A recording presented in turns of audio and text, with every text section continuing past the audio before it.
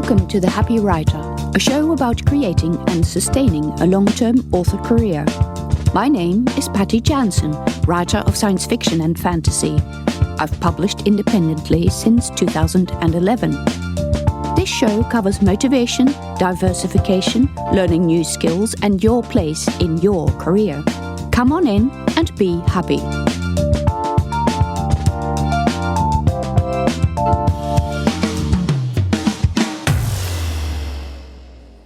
In episode 63 of The Happy Writer, I'm going to be talking about infodumping.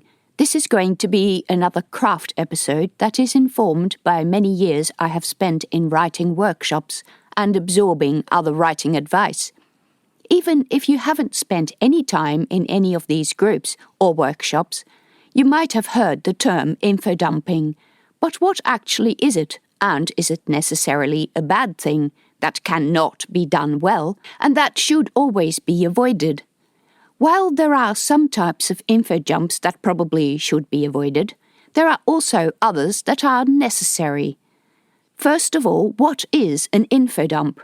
An infodump is a big chunk of information presented in a book where it looks like information and it acts like information and it might feel to the reader like they're reading a lecture.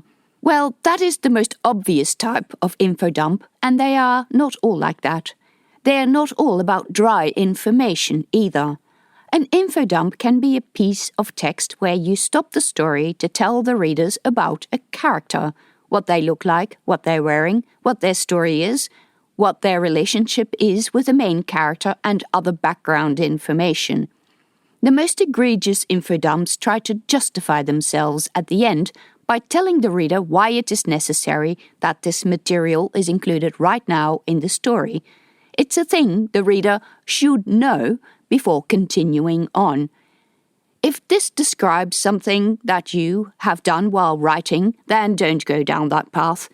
You don't need to tell the readers about all the things that have happened previously to the character before the first scene. There are two options. Just leave it out and filter it in at a later stage.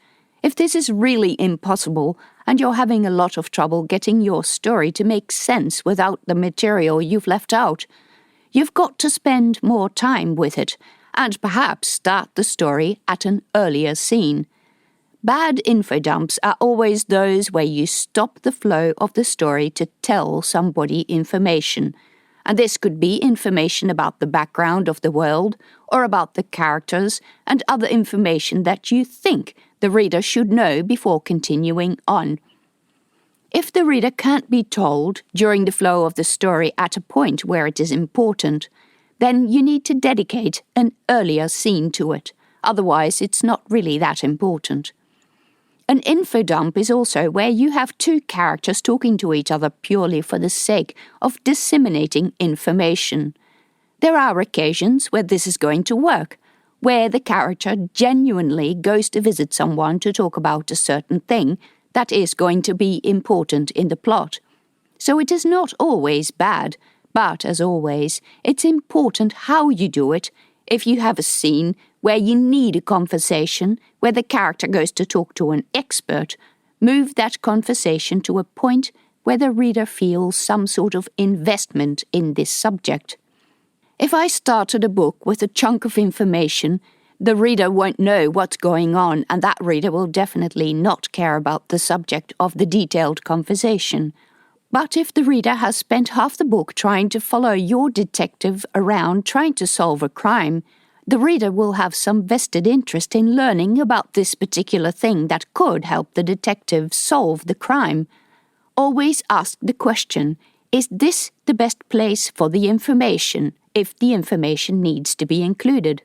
And it does, because a book without information is as boring as a book with too much of it. You're not trying to write a dissertation, but you're also trying to interest the reader in different topics. If you write science fiction or fantasy, very often the readers expect this sort of content in the book and will be disappointed if it is not. People in science fiction and fantasy expect there to be sections about history or about some technological thing, about how we survive on this planet and things like that. That is a characteristic of the genre. Similarly, if you write historical fantasy or historical fiction, people expect to learn about the history and about your interpretation of how life was for people back then. If people are reading crime or a mystery, they expect there to be parts of the book that explain about how the perpetrator could have committed the crime, and sometimes this could be in the form of a long monologue by the detective character about how all the various pieces of the puzzle fit together. However, these revelations also come at a point in your story where the reader has already invested a lot of time in it and will be happy to go along for the ride, even if it means they have to read a solid info dump about something. But at this point, they care about the subject, and they want to know how it impacts the story. Beginning writers often front-load the manuscript with all the information they think that readers should know before starting on the story proper. There is no quicker way to kill reader interest than by doing that. Rest assured, the reader doesn't need to know exactly how everything works and doesn't need to know the history of the world. Make sure readers have just enough information to understand the first scene, and make the first scene simple enough that you can tell it without a huge amount of explaining. Explain one or two things, but don't overload the reader's brain with many different names and different concepts. Honestly, readers don't need that information at that particular time. Readers probably also don't really appreciate a long paragraph of description of every character. They like some description, but keep it very simple. Authors can get a little control freaky with how they want readers to picture a certain thing or a person, and you're not going to succeed. A book is not a movie. A book can do more interesting things than a movie, but there are also things that a movie does very well and a book can't do. One of those is to depict what our characters look like exactly. Funnily enough, they always look like famous actors. If you're going to describe a person, concentrate on the features that are going to be useful to the plot, about the features that they like or hate about themselves, or the features that people first notice and then leave it at that. All the information about detailed description can be left out. Of course, if the character wears brand clothing and that's going to be important in the plot, then mention that. But don't go on about the number of buttons or the exact colors of things. Definitely don't tell the readers about the character's background at the first meeting. Just get the story going. Generally, info dumping too much violates the don't bore the reader principle. It's mostly interesting to you to read all that information. But if you put this at the front of the story, when you put long introductions at the start of a meeting with each character, the reader is going to be bored because they don't know why they should care and therefore why they should read all this information. If you were to read a lot of classic books, you will notice that some of them contain a lot of description and a lot of backstory. In the first place, the ideas of how to write engaging fiction have changed. Back in the time all those books were written, reading books was a privilege. Not everyone could read, not everyone could afford books, not everyone had the time to read. Books were meant to be gentle and beautiful.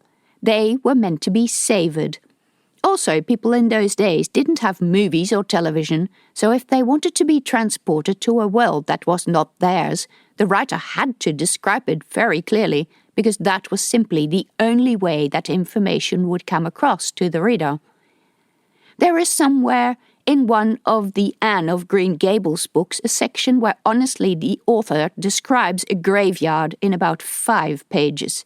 It's a very beautiful and peaceful description, but these days, if you would say it was a graveyard, the graves were covered in moss, there were violets growing between the tombstones, and it was raining, the readers can form a picture, even if they have never been to a graveyard that looks like that. They have seen pictures of places like that, and they have also watched movies set in places like that. A few well-chosen descriptions access the reader's mental library of what a place like that should look like. And that mental library exists through the existence of movies and other visual imagery. If I say desert planet, I don't really need to add any detailed description. People have watched the movies. If I say lush rainforest, people can picture it. That means the writer only has to concentrate on the important details that are going to be important to the plot. People love to go on about how attention spans have shortened. And I really think that in most cases this is part of the underlying reason. We don't need that much explanation anymore because we have a mental library of images that far exceeds the variety of imagery available to people 100 years ago. And of course, this is reflected in fiction. The other day we were talking about the pages of history and elven songs in The Lord of the Rings, and that sort of stuff falls exactly in this principle. People in those days were wowed by this information because it was new to them and because they had never seen anything like it before. But now, thanks to movies and all the books that came after Lord of the Rings, we can see elven battle against the orcs. We can conjure a pretty detailed picture without the writer spending another word on it.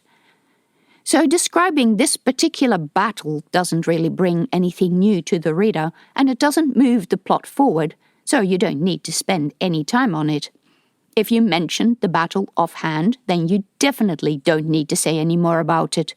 It's kind of a framing device, just to tell the readers who died there and why that is of historic importance.